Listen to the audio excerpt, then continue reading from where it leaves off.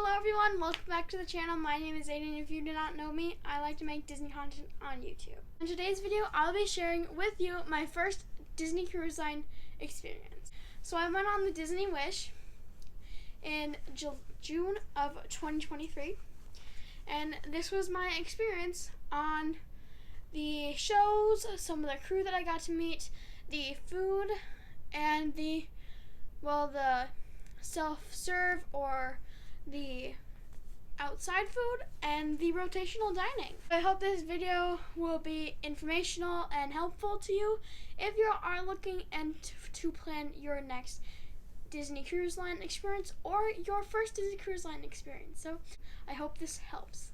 Now let's get this video started. Okay, so I'm first going to point out my assistant server for dining, which was Soraya. She is the best. She was very nice to us, my family, when we were at our rotational dining.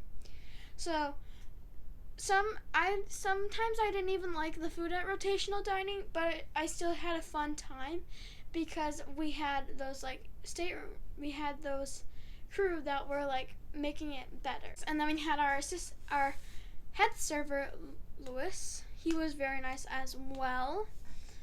And then we had our stateroom host, who was Chell. We got to meet him. We got to talk with him for a little bit. We had a fun conversation about what he is doing on the ship and how many things he has to do around. He said he had 14 rooms to take care of, and that is a lot. Doesn't seem like a lot, but once you go into consideration about all the rooms, so get up early and you get up in the morning. You do go through all 14 rooms, do morning cleanup, put the beds back together, clean the whole room, bring fresh towels, everything. And then he even would sometimes do stuff in the afternoon if we were gone and we were in the room before. So he would sometimes do that for us, and then he would do turn down service at nighttime. So that's a lot. Plus, he could be doing other things across the ship. So that's a lot. Moving on to the Walt Disney Theater productions. Now, I only went to 2 of the 3 productions. We went to Seize the Adventure, and we went to The Little Mermaid. I was looking at my list here, so okay. I'm going to go into spoilers here, so if you do not want to know about the theater show, then skip till later in the video. We might not put in a time. Okay, but let's talk about these theater shows. Seize the Adventure, I gave it a 5 out of 5. I mean, it was lovely. You could see Minnie, Mickey, Goofy, Donald, Daisy, Merida, Moana, Elsa, Belle, Mulan, Hercules, Tiana, Cinderella, Prince Charming, Aladdin, Crush, and Squirt. That's a handful of characters thrown at your face in 30 minutes. I mean, it was cute. It was really cute. So Goofy has a dream of being not a pilot, a cruise captain. He wants to steer the ship, be the captain of the ship. And Minnie's the captain of the ship. And Minnie was talking to Goofy and how Goofy wants to be the captain of the ship. So Minnie had to go off and do some work, probably meeting guests. So Goofy had to come in and steer the ship, and it goes along a storyline of how Goofy doesn't think he's good enough to steer it. But then all of these characters come and tell him that he's good enough to do it. And it's really cute, and I may or may not have cried during the story. Who's to say? So I gave that a 5 out of 5, and then we saw The Little Mermaid, which I gave a 3 out of 5. So, let me explain why. I had a hard time liking it because it wasn't the original. They put a twist on it. It was kind of like once they finished Poor Unfortunate Souls, they quietly said, "You can leave now." And that's what it felt like. It's sad to see that it didn't get as high as I thought it would, but you know,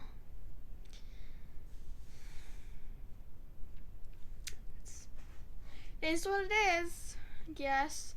So the characters that you can see in this show is Ariel, Eric, Ursula, King Triton, Flounder, Flotsam, Jetsam, and Ariel's six sisters. 1, 2, 3, 4, 5. Yep, 6. And Scuttle and Sebastian. And this is all packed into a 1-hour showtime. And that's my review on The Little Mermaid. Okay, next, we did not see Aladdin, but the Aladdin showtime was, the Aladdin show was an hour long. I do not know what happened in it. Like I said, I didn't see it. So yeah, that's just a bit of a overview of Aladdin. Okay, moving on to food. So first I'm going to talk about the Outdoors, which is the Festival of Foods. Festival? Who knows what it is. The Festival of Foods, Marceline Market, the Bayou, and Goofy, and the Bayou, which were all the places that I went to, and I got some food to eat on the trip, on the cruise. So first is Mickey Smokestack Barbecue, which was at the Festival of Foods. Excuse me. Mickey Smokestack Barbecue, like I said. I gave it a 2 out of 5. I got the mac and cheese. It was cold once I got it. It didn't really taste that good. It didn't taste like a good mac and cheese. The cheese just felt weird. So I didn't really like it, so that's why I gave it a 2 out of 5. Then Minnie's Ice Cream, 4 out of 5. Loved it. Can't go wrong with soft serve ice cream. And it's open all the time. So you it just draws you in. So yeah. Okay, moving on. Daisy's Pizza Pies, which I gave 5 out of 5. I love the pizza there. It's like an Italian. It feels like it's a real Italian pizza. Okay. Next up, Donald's Cantina, which I gave a 3 out of 5 because my parents had it. I didn't, but they said it was good food. They just said it was a little cold, which then made it go down a few points. Okay. Marceline Market Lunch, which is the buffet. I mean, it's a buffet line, but they serve it to you. So I gave that a 5 out of 5. Famous Jetson chicken tenders. You need them. They're so good. You need them. Okay. So I gave that a 5 out of 5. Marceline Market Breakfast, I gave a 3 out of 5. It's classic Disney breakfast. Mickey Waffle was good, but the eggs didn't do good with me. Okay, and then the last two things I have here is the Bayou, which I gave a 5 out of 5. We had those classic beignets. They are so good. They're not Mickey beignets, but they are still beignets. Then we got to go to Goofy's Grill, which was a 4 out of 5 for me. Loved the hamburger. It was just like a classic Disney burger, though. So yeah, that's what just took down that point. So. Okay, moving on to the rotational dining, which is the last part for this video. So you have 1923, which is the first one that we went to. I gave it a 4 out of 5. Got the chicken, which was like just the regular chicken. I should have listened to the servers, which said it was dry. It was very, very dry. So be aware of that. And then Worlds of Marvel got a 4 out of 5 for me. Loved it. The appetizer was okay.